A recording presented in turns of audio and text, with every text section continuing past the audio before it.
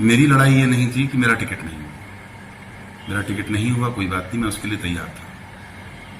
मुझे दिक्कत थी कि टिकट होने के बाद 1 महीने तक न पार्टी ने कोई बात की, न मुझसे किसी संगठन के व्यक्ति ने कोई संपर्क किया, और कैंडिडेट ने भी, जो हमारे सांसद जी हैं, मेरे बड़े भी हैं, उन्होंने भी मुझसे 1 महीने तक कोई संपर्क नहीं किया। तो मुझे कहीं ना कहीं अपने आप को अपमानित मैंने महसूस किया, मुझे लगा। और उसी में मैंने ऊपर कहा, पार्टी में भी मैंने तमाम यही बातें कही कि कुछ चर्चाएं चल रही हैं, कुछ 1-2 वीडियो आपने उस पर मुझसे डिस्कशन किया उस वीडियो के बारे में, कि जिस तरीके से आज नए नए विश्लेषक अपना विश्लेषण कर रहे हैं 2024 के चुनाव का। तो आपने इच्छा जाहिर की थी कि आप कुछ पूछना चाहते हैं, तो आप अपने जो भी आपके मन में प्रश्न हो उन्हें आप पूछें, उनका जो भी उत्तर है वो दिया जाए। अभी आप टिकट मांग रहे थे कैराना लोकसभा सीट से, यहाँ प्रदीप चौधरी भी टिकट के दावेदार थे। प्रदीप चौधरी का टिकट हो गया और आप टिकट से वंचित हो गए। आप बताइए प्रदीप चौधरी की हार के कारण क्या है, क्या कारण रहे हैं, और समाजवादी पार्टी कैसे जीत पाई है?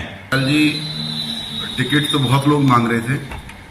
टिकट तो सभी कुछ विधायक भी हैं जो टिकट के दावेदार थे, कुछ पार्टी के मजबूत कार्यकर्ता भी हैं, पुराने वरिष्ठ कार्यकर्ता जो हैं, उन्होंने भी टिकट मांगा, और मैं भी उसी लाइन में था। हम लोग भी क्योंकि पब्लिक की सेवा कर रहे हैं, तो मैं भी टिकट मांग रहा था।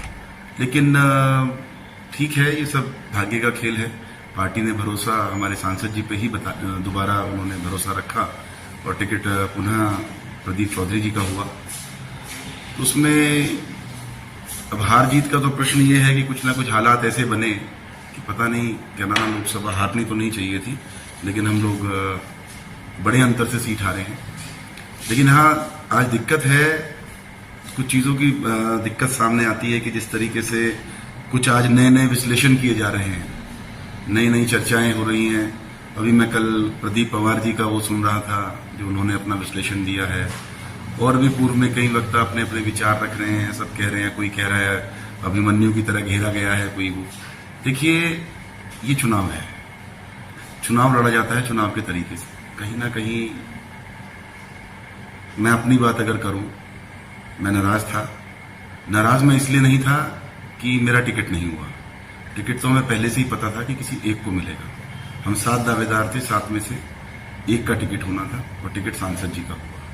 मेरी नाराजगी ना तो मैं आपके माध्यम से, क्योंकि आपने आज विस्तार से मुझसे चर्चा की और मुझसे जानना चाहा, तो मैं खुल के आपके माध्यम से बता देना चाहता हूँ, मेरी लड़ाई ये नहीं थी कि मेरा टिकट नहीं हुआ। मेरा टिकट नहीं हुआ, कोई बात नहीं, मैं उसके लिए तैयार था। मुझे दिक्कत थी कि टिकट होने के बाद 1 महीने तक न पार्टी ने कोई बात की, न मुझसे किसी संगठन के व्यक्ति ने कोई संपर्क किया, और कैंडिडेट ने भी, जो हमारे सांसद जी हैं, मेरे बड़े भी हैं, उन्होंने भी मुझसे 1 महीने तक कोई संपर्क नहीं किया। तो मुझे कहीं ना कहीं अपने आप को अपमानित मैंने महसूस किया, मुझे लगा।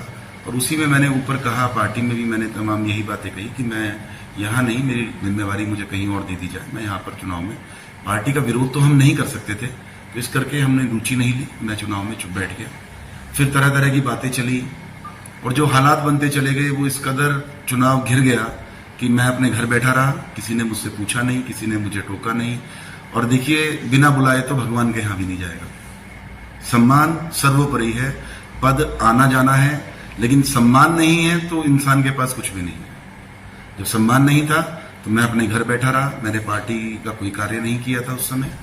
फिर उसके बाद जब हमारे आसपास के जितने भी गांव हैं, पहली बार ऐसा हुआ, कितने भी चुनाव आए, ये लगभग हमारे जो 16-17 गांव हैं, इन गांवों में कभी ऐसा नहीं हुआ कि कोई भी कैंडिडेट पार्टी का हमारे बिना इन गांवों में गया हो, या हमारे बिना उसने वोट मांगी। हम 24 घंटे इन गांवों में काम करते हैं, उन लोगों की आस्था हम में है, हमारा समर्पण भाव उन लोगों के लिए है, सेवा करते हैं।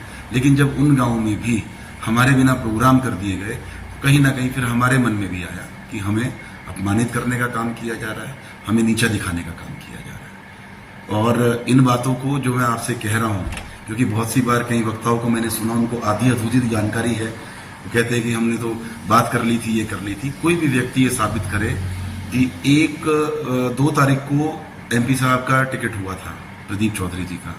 और अगले महीने की 2 तारीख तक, 2 मार्च को उनका टिकट डिक्लेयर हुआ था। 2 अप्रैल तक अगर किसी व्यक्ति ने मुझसे संपर्क किया हो तो वो खुले में आके मुझे बताए कि मैंने संपर्क किया था। टिकट होने के 2 दिन बाद हमारे लोकसभा के प्रभारी आदरणीय बड़े भाई मनोज सिवाज जी वो मेरे पास आए। आप उनसे ये पूछिएगा कि मैंने उनको क्या कहा। उन्होंने पूछा, मनीष जी कुछ विरोध का सुन रहे हैं। मैंने उनको कहा, मैंने कहा भाई साहब, ना मैं चुनाव लड़ूंगा, ना निर्दलीय लड़ूंगा, ना बीएसपी से लड़ूंगा, मैं पार्टी के साथ रहूंगा और हम सांसद जी को चुनाव लड़ाने का काम करेंगे। लेकिन वो भी बात करके चले गए। उसके बाद किसी का 15-20 दिन तक मुझसे संपर्क नहीं हुआ। मैंने प्रतीक्षा करी, मैं यही इसी ऑफिस में बैठ के डेली लोगों से मिलता था, उनके काम करता रहा, लेकिन किसी ने भी, सांसद जी, सांसद प्रतिनिधि, हमारे भाई अंशुमन चौधरी या तमाम उनके जो छोटे बेटे हैं अनिमेश भाई, किसी ने भी मेरे से कोई संपर्क नहीं किया। जब उन्होंने मुझसे संपर्क नहीं किया तो कहीं ना कहीं देखिए मन में आया कि शायद हमें नीचा दिखाने का काम किया। फिर तमाम तरह की बातें मेरे पास आती रही। कोई कहता रहा, कहते कि क्या है 2000 वोट। एक हमारे पत्रकार भाई भी हैं, हमारे ही शाब्दी के ही है, गांव गुभांड वाले, उन्होंने भी कहा, कहने लगा क्या ज्यादा मनीष चौहान 2-3 हजार वोट प्रभावित करेगा। अब चुनाव से पूर्व तो मनीष चौहान कोई हैसियत नहीं रखता था।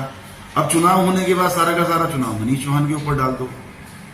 उसके बाद जब स्थिति ज्यादा वो हुई, मैं कहीं नहीं गया। किसी कार्यक्रम में मुख्यमंत्री जी आए, डिप्टी सीएम साहब आए, पर्चा भरने का कार्यक्रम हुआ, पार्टी कार्यालय का उद्घाटन करने का काम हुआ, चुनाव कार्यालय खुले गए, तमाम जितने भी चुनाव में कार्यक्रम थे, जितनी भी मीटिंगें हुई, एक भी मीटिंग का इनविटेशन मेरे पास नहीं आया। तो आदमी क्या करेगा? आदमी कहीं तो कुछ बोलेगा। तो मैं उस टाइम मैंने अपना विरोध, मैंने ये चोरी छुपे कुछ नहीं किया, ना मैंने गद्दारी की, ना मैंने चोरी की, ना मैंने कोई बात छिपाई। मैंने खुल के विरोध किया। उस समय मेरे मन में आया कि भाई मुझे बोलना चाहिए। मैंने पार्टी में जो विरोध मैं कर सकता था मैंने शिकायत की। आदरणीय धर्मपाल जी हमारे संगठन महामंत्री जी हैं, उनका मेरे पास फोन आया। मैंने उनको खुल के अपनी बात रखी, अपना विरोध उनके सामने मैंने प्रकट किया कि ये स्थिति है। अब भाई साहब आप बताइए कि जब कोई पूछ भी नहीं रहा है तो फिर चुनाव में लगा कैसे जाए?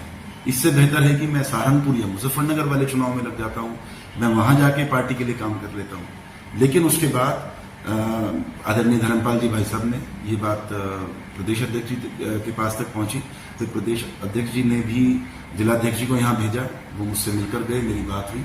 फिर पार्टी की तरफ से आदरणीय हमारे बड़े वरिष्ठ नेता हैं, हमारे पिता समान हैं, आदरणीय गन्ना मंत्री जी लक्ष्मी नारायण चौधरी जी, वो यहाँ आते हैं। उन्होंने सांसद जी को यहाँ बुलाया, तमाम बातें उनके सामने बैठ के हुई। मेरी किसी बात का जवाब किसी के पास नहीं था।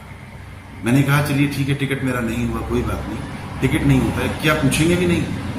क्या पिछला चुनाव, जब पिछली बार सांसद जी का टिकट हुआ, हम तो इस पार्टी में भी नहीं थे, तब भी हमें सांसद जी के द्वारा फोन गया, मुझे नोएडा से बुलाया गया, मुझसे बात की गई और हमने बैठ के पूरे चुनाव की बागडोर अपने हाथ में ली, सारा चुनाव लड़वाने का काम किया और यहाँ तक कि गंगोर नकुड़ तक चुनाव लड़वाने का काम किया। उसके बाद 5 साल हमारे साथ जो भी हुआ वो चलिए कोई बात नहीं है, चलता रहता है। लेकिन मैं ये उम्मीद कर रहा था कि सांसद जी मेरे बड़े हैं, मेरे चाहे बड़े भाई लगाएं, चाहे हमारे पिता समान रिश्ते में लगे हैं, जैसे भी लगे मेरे बड़े हैं, कई बार के विधायक और सांसद बन गए हो, क्या उनका फर्ज नहीं था? मैं उम्मीद कर रहा था कि वो आकर एक बार मुझसे ये कहेंगे कि छोटे भाई या बेटे, तो चुनाव कोई बात नहीं, मेरा टिकट हुआ है, तो ये चुनाव हमें मिलकर लड़ेंगे और आगे कोई भी तुम्हारी बात होगी, कोई समस्या होगी, मैं तुम्हारे साथ खड़ा हूं। साथ कोई किसी के खड़ा नहीं होता है राजनीति में, अपने रास्ते खुद चुनने पड़ते हैं, खुद तैयार करने पड़ते हैं। लेकिन एक आश्वासन, एक भरोसा मैं उनसे चाहता था कि कम से कम मेरा सम्मान बच जाएगा, इसी बहाने हम लोग खड़े हो जाएंगे। उन्होंने मुझे इस लायक नहीं समझा, उन्होंने मुझसे बात नहीं की। जब बात बहुत आगे बढ़ गई थी, फिर उसके बाद पार्टी के लोग आए, संघ से लोग आए, यहाँ पर एक बड़ी मीटिंग रखी गई। मैंने अपने सभी लोगों को बुला के यहाँ पर खुले तौर पर समर्थन भी दिया। जो मेरे मन में मलाल था वो मैंने मंच से साझा किया और मैं गर्व से कहता हूं कि मैंने विरोध किया था उस समय, तो विरोध मेरे मन में जो था मैंने वो खुल के किया। और इस बात की मैं, चाहे मुझसे कहीं आप कहीं भी साबित करा लीजिए, जिस दिन वो मीटिंग हुई, वो विरोध वहीं का वहीं उस मीटिंग में हमने दफन कर दिया। हमने वादा किया अपने तमाम जिम्मेवार अपने संगठन के लोगों से, अपने तमाम बड़े नेताओं से, आदरणीय लक्ष्मी नारायण चौधरी जी थे, उनसे मैंने वादा किया था कि आज के बाद मेरी कोई बात कहीं भी विरोध में नहीं जाएगी और हम कोशिश करेंगे कि जितना भी हम चुनाव में सहयोग कर सकें, जितना हम चुनाव को ठीक कर सकें। हमने चुनाव लड़ाने का काम किया। उसके बाद माननीय धर्मपाल जी का, आदरणीय धर्मपाल जी का लखनऊ से फोन आता है कि मनीष जी अब भी आपके बारे में कुछ चीजें सुनने को मिल रही हैं। मैंने उनसे एक ही बात कही कि आप तमाम बातों को छोड़िए, मैं रोज रोज की सफाइयां नहीं दे पाऊंगा, लेकिन मैं आपसे एक वादा कर रहा हूं, मेरी विधानसभा, मेरे बूथ, मेरे आसपास के जितने गांव जो मेरे प्रभाव के गांव हैं, उन अपने प्रभाव के गांव में मैं आपको वोटिंग जब खुलेगी तो आपको बक्सों में दिखाई देगा। और मैंने उनसे पूछा कि आप मेरे लायक मेरी कोई जिम्मेवारी बताइए कि आप पार्टी मुझसे क्या उम्मीद करती है और मैं कैसे सबकी संतुष्टि करूं। तो आदरणीय धर्मपाल जी ने मुझे जो जिम्मेवारी लगाई गई या प्रदेश की तरफ से मुझे जो जिम्मेवारी मिली वो ये मिली कि मुझे अपने विधानसभा, उन्होंने कहा कि मुकेश जी जो हमारे नकुड़ से आदरणीय विधायक हैं, कि मुकेश जी और सांसद जी का, क्योंकि वो लोकल एरिया लगता है, मुकेश जी और सांसद जी नकुड़ देखेंगे। किरत सिंह जी जो हमारे आदरणीय विधायक गंगो हैं, कि किरत जी और सांसद जी, क्योंकि सांसद जी की वो अपनी पुश्तैनी सीट है, वहां से उनके पिताजी भी दो बार विधायक रहे हैं, सांसद जी खुद वहां से 3 बार विधायक रहे हैं और अब वो वहां से सांसद रहे, तो वहां का वो देखेंगे। कैराना मृग्यांका जी और अनिल जी देखेंगे। थाना भवन सुरेश राणा जी देखेंगे। शामली में जाट बेल्ट जो है वो आदरणीय तेजिंदर जी जो हमारे जिलाध्यक्ष जी हैं, पूर्व विधायक हैं, वो देखेंगे। और जितना हमारा ये कांदला ब्लॉक के आसपास का एरिया लगता है, जितने हमारे गुर्जर बेल्ट है, इसको तुम्हें देखना है और इन गांव में हम वोट परसेंट आपका देखेंगे। मैं आज कहता हूं आपके माध्यम से, हमारे आसपास के सारे गांव आप देख लीजिए। मुस्लिम वोटों की देखिए मैं जिम्मेवारी नहीं ले सकता था, मैं खुद लड़के कितने भी वोट ले लेता, लेकिन शायद मैं वोट, क्योंकि माहौल इतना कम भी था और एकदम से नहीं संभव था, तो माहौल जिस तरह का बना, मुस्लिमों ने कहीं भी, जैसे रामपुर का एक गांव आया कि वहां पे 200 मकान बने हैं, तमाम योजनाएं वहां पर मिली हैं, वहां पर पार्टी को एक भी वोट नहीं मिली। तो उस बारे में मुस्लिम वोटों की मैं जिम्मेवारी नहीं लेते हुए, जितना हमारा हिंदू मत यहाँ पर पड़ा है, जो हमारे संपर्क में था, वो सारा का सारा मत आप देख सकते हैं, उसमें 80 से 85% मत आदरणीय प्रदीप चौधरी जी को, भारतीय जनता पार्टी को पड़ा है। और ये साक्ष्य हैं, ये आप चेक कर सकते हैं। कोई कहता है कि शामली विधानसभा किसकी वजह से जीते हैं, उसकी वजह से जीते हैं। मैं कहता हूं जिसके जितने बूथ है सब अपने अपने बूथ चेक करें। अब मुझे हंसी इस बात की आती है या दिक्कत या परेशानी इस बात की आती है कि जब मलाई खाने का नंबर आता है तब मनीष चौहान का कोई नंबर नहीं है। तब तो ये सब लोग संगठन या जितने भी ये लोग हैं जो बने बैठे हैं यहाँ पर सारे, ये सबके सब अपने आप में, तब तो कोई जिम्मेवारी मुझे नहीं, मुझे हर जगह नीचा दिखाया जाएगा। पार्टी के किसी कार्यक्रम का न्योता मेरे पास नहीं आएगा, मुझे किसी कार्यक्रम की सूचना नहीं मिलेगी, कोई जानकारी मुझसे साझा नहीं होगी। संगठन क्या कर रहा है, हमारी पार्टी क्या कर रही है, इस बात की कोई जानकारी हमें नहीं देंगे। लेकिन जब वोट दिलवाने का नंबर आएगा तो सबसे पहले मनीष चौहान रहेगा।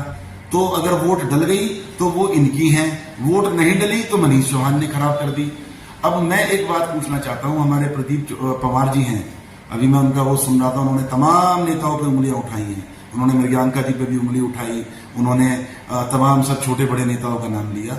मैं उनसे एक सवाल करता हूं आपके माध्यम से कि भाई गंगो तो हरवा दिया किरत सिंह जी ने, नकुड़ हरवा दिया मुकेश जी ने, कैराना की जिम्मेवारी मृग्यांका जी को दे दी, थाना भवन में राणा जी जिम्मेवार हैं, शामली में मनीष चौहान और तेजिंदर निर्वाल जी जिम्मेवार हैं। भाई एमपी साहब टिकट किस लिए लेकर आए थे? एमपी साहब का भी तो अपना कुछ होगा। ये लोग, एमपी साहब का बहुत बड़ा कद है, वो हमारे समाज के बड़े नेता हैं। ये लोग इतनी छोटी बात कर करके उनका कद घटाने का काम कर रहे हैं। इन्होंने जितने भी ये वक्ता हैं, जितने भी 4-5 ये सोच रहे हैं कि आप ये एमपी साहब का सच्चाई मेरी नजर से देखो तो ये एमपी साहब का कद घटाने का काम कर रहे हैं। ये हर जगह की जिम्मेवारी वहां के नेताओं पे थोप देते हैं। एमपी साहब का भी तो प्रभाव है, वो 5 साल सांसद रहे यहाँ से, कहीं ना कहीं उनकी रिश्तेदारियां भी हैं, कहीं ना कहीं क्या नाम है, 3 बार के पहले विधायक रहे हैं, तो उनकी बड़े नेताओं की गिनती है। क्या उनका असर कहीं नहीं है? ये सब जगह दूसरों को जिम्मेवार बता रहे हैं। देखिए, मैं आपके माध्यम से इन लोगों से, ऐसे लोगों से विनती करता हूं कि ये उनको, एमपी साहब को भी चलो हार जीत लगी रहती है, चुनाव ऐसा कोई अजय अमर, देखो हर कोई मोदी जी जैसी किस्मत नहीं ला सकता कि वो जितने भी चुनाव लड़ेंगे सब जीतेंगे, लेकिन कहीं ना कहीं हार जीत होती है राजनीति में। जीत से पहले हार के लिए तैयार रहना चाहिए। हम भी हारे हैं कई चुनाव, जीते भी हैं, हारे भी हैं, ये तो राजनीति में उतार चढ़ाव चलता रहता है। इससे क्षेत्र का माहौल खराब ना करें और ये उल्टी सीधी बयानबाजी करके कि भाई उसने हरवा दिया, उसने हरवा दिया। मैं तो दावे के साथ कह सकता हूं, मुझे कहा गया था कि आप अपने गांव देखिए, मेरे गांव में किसी को शक हो तो आके देखिए। और अगर मैं ही इतना बड़ा नेता हूं कि गंगो में भी जाके मैं ही हरवाऊंगा, नकुड़ में भी जाके मैं ही हरवाने का काम कर रहा हूं, कैराने में भी मैं ही हरवाने का काम कर रहा हूं, थाना भवन में भी मैं ही हरवाने का काम कर रहा हूं, और शामली में भी तमाम उन गांवों में जिनकी जिम्मेवारी सब लोगों ने ली, दूसरे लोगों ने ली, दूसरे उम्र से बड़े नेताओं ने ली, और अगर वो भी ये कहते हैं कि भाई मनीष जिम्मेवार है, तो फिर मैं ये कहता हूं कि भाई आप सबको ये बात पहले पार्टी के सामने रखनी चाहिए थी कि भाई मनीष का ही असर है सारे में, कि टिकट फिर मनीष को दे दो। और मैंने मेरी बात हुई थी जब टिकट में मांग रहा था, तो मैंने ऊपर बात की, मैंने कहा कि देखिए चुनाव हारने के बाद लोग फिर ये कहते हैं कि मुझे उसने हरवा दिया, मुझे उसने हरवा दिया।